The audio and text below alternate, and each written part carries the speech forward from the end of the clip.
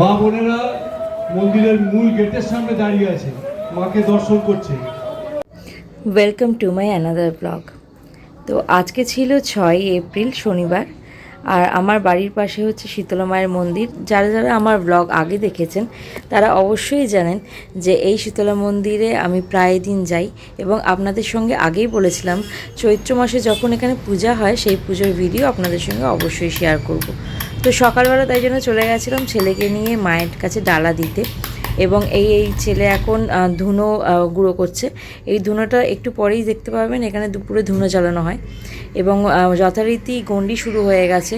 মানে মোটামুটি প্রায় 500-700 মানুষ এখানে দুপুরবেলা এবং রাত্রেবেলা মিলিয়ে গণ্ডি কাটে।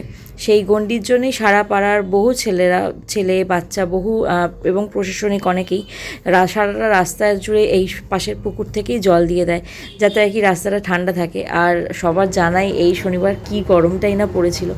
তো এখানে গণ্ডি কাটা চলছে, মোটামুটি 12:30-1টা থেকে গণ্ডি কাটা শুরু হয় এবং শেষ হতে হতে প্রায় 2-2:30 বেজে যায়। গণ্ডি কাটার পরেই হবে মা বোনেরা সবাই ধুনো পোড়াবে এবং তারপরে অঞ্জলি দিয়ে মা শীতলা মায়ের পূজাটা কমপ্লিট হবে। তো এই হচ্ছে সেই গণ্ডি কাটা, আপনারা দেখতেই পাচ্ছেন, মানে শয়ে শয়ে গুণে আপনারা শেষ করতে পারবেন না। শয়ে শয়ে মানুষ এখানে মায়ের কাছে নিজের প্রার্থনা জানায় এবং গণ্ডি কাটে। আমি অনেক ছোটোবেলা থেকেই এই পুজো করি আর কি, প্রায় ক্লাস 6-7 থেকে, তখন থেকেই গণ্ডি কাটি। এবং গণ্ডি কাটার কোনো নির্দিষ্ট মানত বা কিছু নেই, মা টানে, তাই জন্য মনে হয় যে এই পুজোয় গণ্ডিটা কাটতেই হবে বা পুজোয় মায়ের কাছে অঞ্জলি দিতেই হবে। ছেলে যখন পেটে তখন সেই বছরটাই শুধু কাটতে পারিনি, কিন্তু ছেলে যখন হয়ে যায় তখন ও হয়েছিল ফেব্রুয়ারিতে, এবং মায়ের পুজো হয় এপ্রিল মাসে। আমি সেই বছরটাও আর কি ফাঁকি দিইনি, সেই বছরেও মায়ের কাছে গণ্ডি কেটেছি, ধুনো পুড়িয়েছি, অঞ্জলি দিয়েছি।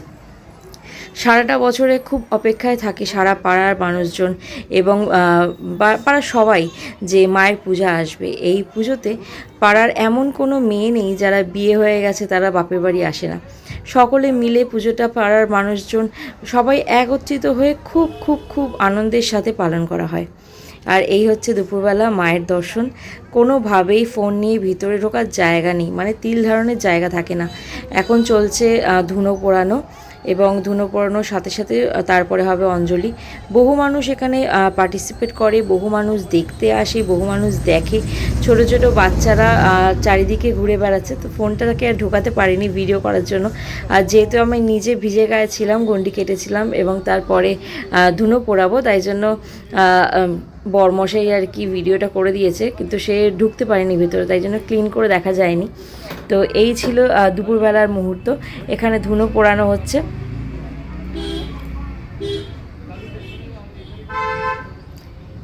এরপরে আর দুপুরবেলা সেরকম আর কোনো কাজ থাকে না, পুজো শেষ হতে হতে মোটামুটি 4-4:30 বেজে যায়। আমি সন্ধেবেলা এসেছিলাম ছেলেকে নিয়ে মায়ের ডালা নিয়ে যেতে, সেই ডালাই নেওয়া হচ্ছে। এবং দেখুন এখনও সন্ধেবেলা বহু মানুষ বসে থাকে, মায়ের দর্শন করে, সবাই ডালা নিয়ে যাচ্ছে। হাজার হাজার ডালা পড়ে এই পূজাতে, মায়ের পূজায়। এবং রাত্রেবেলা শুরু হয়ে যায় মা কালীর পূজা। এখন রাত প্রায় 1:30 বাজে, এখনও আবার মা কালীর পূজার জন্য গণ্ডি কাটা হয়। প্রত্যেক বছর রাত্রেও গণ্ডি কাটি, কিন্তু এই বছর আর রাত্রে গণ্ডি কাটা হয়নি, কেবলমাত্র ধুনো পুড়িয়েছি এবং অঞ্জলি দিয়েছি। তো সেই ভিডিও আপনাদের সঙ্গে শেয়ার করলাম।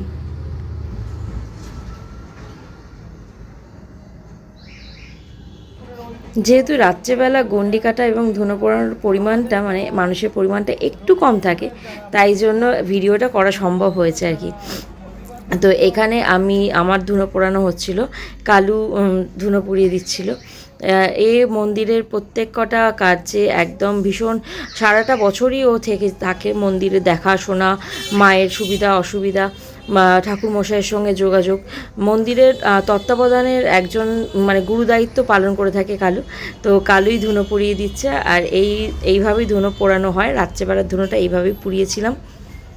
তো দেখুন চারপাশে আরও সবার ধুনো পোড়ানো হচ্ছে।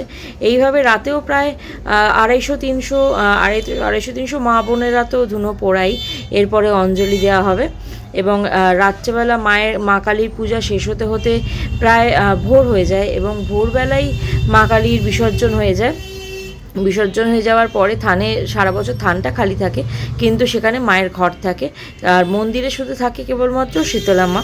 তো এই হচ্ছে মায়ের ধুনো পোড়ানো। উৎপল যারা আছেন, হরি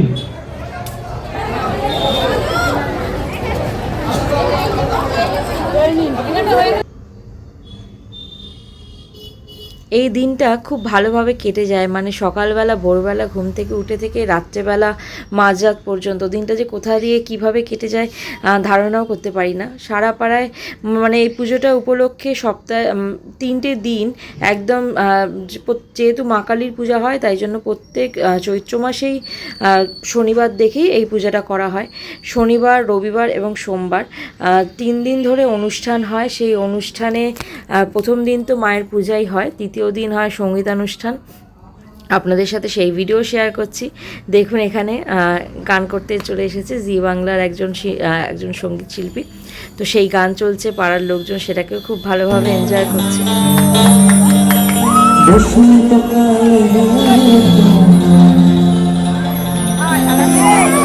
বলতে পারি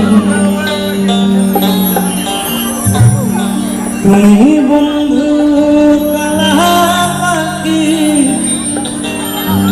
আমি জানি কি বসন্তকালে